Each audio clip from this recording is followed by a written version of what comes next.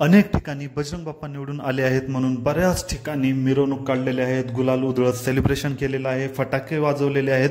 परंतु मित्रांनो, ऑफिशियली अजून काहीच सांगण्यात येत नाही. आणि जर तुम्ही टीव्ही चॅनलवर जरी बघितलं तरी असं सांगण्यात येते की अजून काउंटिंग चालूच आहे, फक्त बजरंग बाप्पा यांना आघाडीवर दाखवलं जात आहे, तर अजून ते जिंकलेले नाहीत. त्यामुळे जर तुम्ही बी सेलिब्रेशन करण्याच्या तयारीत असाल तर थोडंसं थांबा. आता या सगळ्यांच्या बाबतीत शरद पवारांनी स्वतः लक्ष घातलेलं आहे आणि त्यांनी एक ट्विट केलेलं आहे. तर ते ट्विट काय आहे आपण बघूया. शरद पवारांनी ट्विटमध्ये असं म्हटलं आहे की बीड जिल्ह्यामध्ये कायदा व सुव्यवस्थेच्या दृष्टीने तणावाची परिस्थिती निर्माण झाली आहे. पोलीस महासंचालकांनी प्रत्येक घडामोडीवर बारकाईने लक्ष ठेवावे, कोणताही अनुचित प्रकार घडणार नाही याकडे सत्वर लक्ष पुरवावे.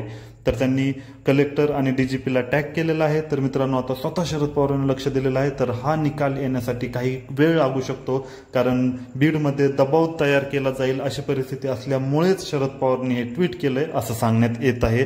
परंतु मित्रांनो, नक्की किती वेळ लागणार आहे हे काही स्पष्ट झालं नाही, परंतु साधारणपणे 1 ते 2 तास अजून निकाल येण्यासाठी बाकी आहेत.